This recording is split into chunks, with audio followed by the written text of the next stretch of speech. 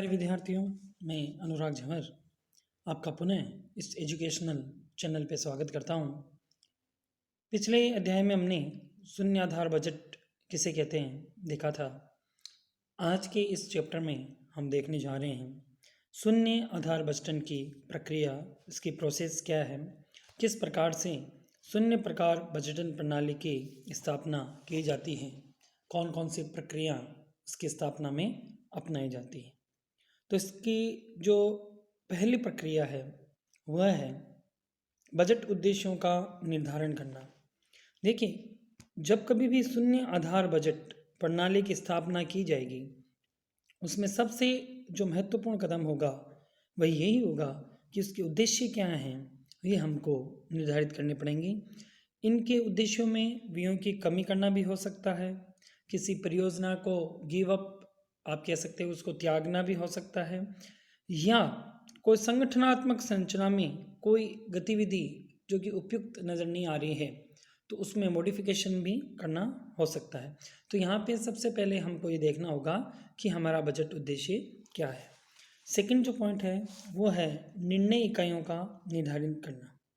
देखिए, शून्य आधार बजटन में हम एक संगठन के जितने भी निर्णय होते हैं उनको हम इकाइयों में विभक्त कर देते हैं और उस प्रत्येक इकाई का जो प्रबंधक होगा वो उसके बजट को, औचित्य को साबित करेगा कि किस लिए उसको बजट की आवश्यकता है। और ये जो इकाई होगी ये एक ऐसी इकाई होती है जो कि लागत लाभ विश्लेषण का भी प्रयोग करती हैं।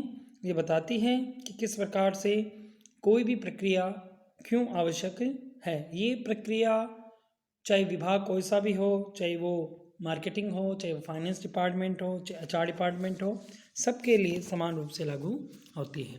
नेक्स्ट पॉइंट आता है निर्णय पैकेजों का विकास। देखिए, निर्णय जो पैकेज है ये अत्यधिक महत्वपूर्ण कार्य है। इसके अंतर्गत हर जो प्रबंधक होता है वो अपनी क्रियाओं का विश्लेषण करता है और जो उद्देश्य हैं बजट के उनकी प्राप्ति करने के कौन कौन से वैकल्पिक उपाय हैं, उन सभी के उन वैकल्पिक उपाय या यूँ कह सकते हैं कि बजट के उद्देश्यों को प्राप्त करने के लिए जो वैकल्पिक विधियां हैं उनकी जांच की जाती है। इसके पश्चात इस प्रकार के निर्णय पैकेज तैयार किए जाते हैं जिससे उनकी योजनाओं में कौन कौन से संसाधन चाहिए उनका संक्षिप्त विवरण होता है।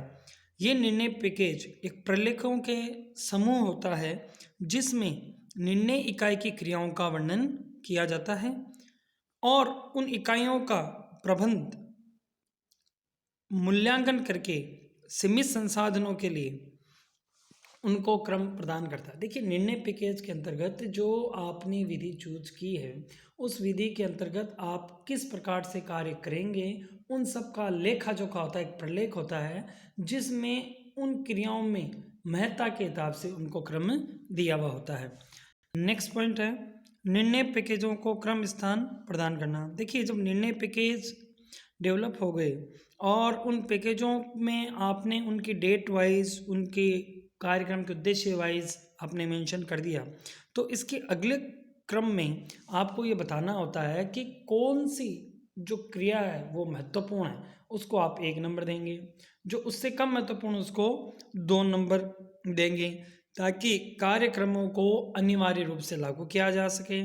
कार्यक्रम को जो हाथ में ले रही है जो संस्था, उसमें तकनीकी क्षमता होनी चाहिए, वो आर्थिक लाभ विश्लेषण उसका हो चुका होना चाहिए। तो ये सारी चीज़ें हम निर्णय पैकेजों को क्रमागत स्थान प्रदान करना में शामिल करते हैं। देखिए, जो लास्ट पॉइंट आपका वो है बजट का निर्माण तथा संसाधनों का आवंटन। ये सारी प्रक्रिया होने के बाद में जो अंतिम चरण होता है उसमें हम फिर जितने भी हमारे संसाधन हैं उसके हिसाब से बजट क्रियाओं को, संसाधनों का आवंटन किया जाता है। देखिए, इस पूरी प्रक्रिया को मैं आपको वापस एक समराइज वे में बताता हूँ। सबसे पहले हम ये देख लेते हैं कि हमारा बजटीय लक्ष्य क्या है और उन बजटीय लक्ष्यों को हासिल करने के लिए हमको कौन कौन सी क्रियाएं करनी पढ़ेंगी कौन कौन से प्रोजेक्ट को छोड़ना है या कौन कौन से को प्रोजेक्ट को स्टार्ट करना है। उसके बाद में जितनी भी क्रियाएं की जाएगी उसमें हम देखेंगे कि उस क्रिया के लिए कितने संसाधन चाहिए, कितना उस पर खर्च होगा। उन संसाधनों को एक उन क्रियाओं को एक हम क्रम देंगे जिसमें अति महत्वपूर्ण से कम महत्वपूर्ण की तरफ क्रमांक दिए जाएंगे और उन क्रमांकों के आधार पे हम लास्ट में बजट संसाधनों का आवंटन करेंगे।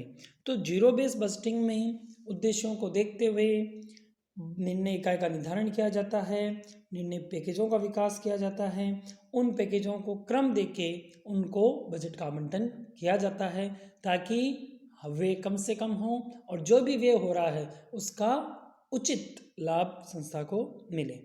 अब इस जो नेक्स्ट पॉइंट हमारा वो है शून्य आधार बजट के लाभ क्या हैं। तो देखो सबसे बड़ा इसका लाभ है संसाधनों का प्रभावी आवंटन। संसाधन स्केर्स होते हैं, यूँ आप कह सकते हैं कि स्केरिटी रहती है, उसमें संसाधन कम होते हैं और उन कम संसाधनों को उचित उपयोग ऑप्टिमम यूटिलाइजेशन शून्य आधार बजट के द्वारा संभव होता है। परिष्कृत निर्णय प्रक्रिया, देखिए कोई भी मांग है तो वो क्यों है उसका आपको औचित्य साबित करना पड़ रहा है, जिसके कारण से जो भी निर्णय लिया जाता है वो परिष्कृत होता है, वो रिफाइंड होता है, उसमें आप न्यायोचित, आप न्याय की बात करते हो।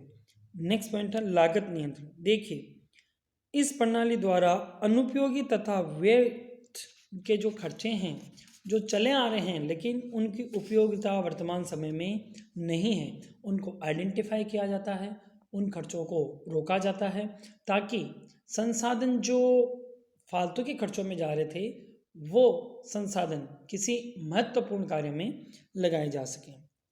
नेक्स्ट पॉइंट है उत्तरदायित्व लेखांकन का कुशल प्रयोग। देखिए जब निर्णय पैकेज तैयार होते हैं जैसा कि हमने प्रक्रिया में देखा है तो उसमें उत्तरदायित्व निर्धारण भी कर लिया जाता है कि भाई जो भी खर्च हो रहा है वो किस प्रकार से होगा और जिन क्रियाओं के लिए आपने वो खर्च की मांग की है क्या वो उसी रूप से हो या नहीं रह पा रहा, और अगर उसमें किसी को भी लाभ देना हो या किसी को भी दोषी साबित करना हो तो वो आप आइडेंटिफाई कर सकते हो। नेक्स्ट है संस्था के उद्देश्यानुसार बजटन, क्योंकि शून्य आधार बजट में हमने देखा है कि संस्था के जो उद्देश्य होते हैं उसी के अनुरूप इस बजट का निर्माण किया जाता है, इसलिए ये संस्था के उद्देश्य अनुसार बजट होता है। तुरंत उचित कार्रवाई होती है, जैसे जैसे बजट इम्प्लीमेंट होता है वैसे वैसे इसमें रिव्यू की प्रोसेस भी चलती रहती है, मतलब जो हमने सोचा, जो हमने प्लान किया, क्या उसी अनुरूप वो कार्य हो रहा है या नहीं। अगर कहीं पे भी किसी भी संचालित क्रिया में हमको ये पता चलता है कि कुछ कमी है तो वो हम तुरंत दूर कर सकते हैं। अब हम देख रहे हैं शून्य आधार बजटन की सीमाएं। देखिए हर चीज़ के दो पहलू होते हैं, तो इसमें भी शून्य आधार बजटन में भी कुछ सीमाएं हैं। तो पहला है क्रियान्वयन संबंधी समस्या। देखिए थ्योरेटिकल तो ये हमको बहुत अच्छा लग रहा है कि वही क्रियाएं हम आइडेंटिफाई करें जो वास्तव में आवश्यक है, लेकिन व्यवहारिक रूप से जब हम इसको अपनाने जाते हैं तो हमको पता ही नहीं चलता कि कौन सी क्रियाएं आवश्यक हैं, कौन सी अनुपयोगी हैं, और जब हमको किसी क्रिया की उपयोगी होना या उस क्रिया का होना अति आवश्यक होना होता है और उसको अगर हमने पहले शामिल नहीं किया तो बाद में उसको शामिल करना एक बड़ी समस्या होती है। नेक्स्ट पॉइंट लागत संबंधी समस्या। देखिए जो क्रियाएं आपने आइडेंटिफाई की बजट लक्ष्यों को हासिल करने के लिए, उन क्रियाओं को पूरा करने के लिए कितने आपको संसाधन चाहिए, कितनी लागत लगेगी, इसको निर्धारण करना थोड़ा सा कठिन होता है। निर्णय पैकेज के निर्धारण में समस्या, कौन कौन सी क्रियाएं शामिल होगी, जो दस्तावेज होगा जिसमें सारी क्रियाओं की जो रूपरेखा है वो रूपरेखा आपको एडवांस में बनाना, ये भी थोड़ा सा मुश्किल कार्य है।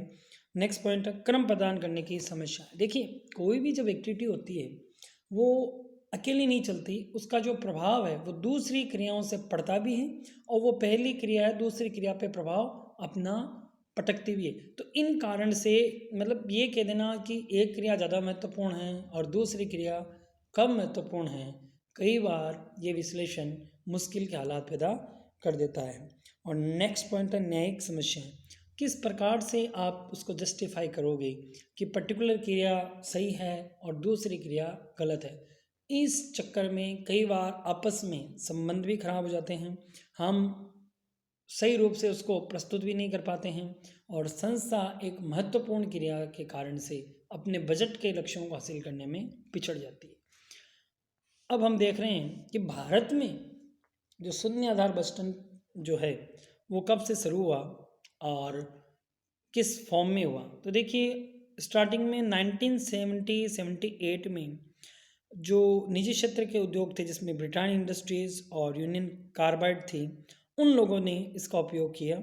धीरे धीरे इसके प्रयोग के लिए जो योजना आयोग थे उसने भी कई विचार किए और सार्वजनिक व्यय जो हैं उनको नियंत्रित किया जाए, इससे संबंधित एक सुझाव भी दिया कि शून्य आधारित बजट को सार्वजनिक उपक्रमों में भी अपनाया जाना चाहिए।